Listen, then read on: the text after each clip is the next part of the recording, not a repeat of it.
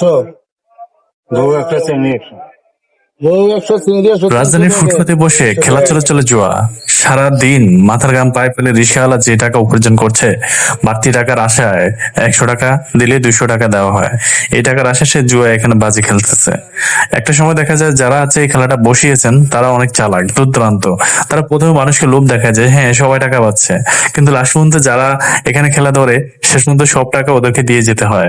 Launch train কিংবা রাস্তাঘাটে আমি সবসময় এদের খেলা চলে এই জুয়া খেলতে আমি দেখেছি, কিন্তু এই ছোটখাটো বিষয়ে সাময়িক সময়ের জন্য বসে, কিন্তু এগুলো প্রশাসনে দেখবে না। তা আমাদেরকে নিজেরই সতর্ক হতে হবে, যারা আমরা দিন মজুর আছি বা যারা কাজকর্ম করছি তাদের টাকা আসলে হালাল ভাবে উপার্জন করে আমরা এদেরকে দিচ্ছি, কিন্তু লাভের আশায় যে 500 টাকা দিলে 1500 টাকা দিব, কি অফার না লোভনীয় অফার, এটা দেখে আসলে বেউসর কিছু নেই। আপনি শেষ পর্যন্ত ফকিরও এখান থেকে যেতে হবে। তো আমাদের এদিক থেকে বিরত থাকা উচিত।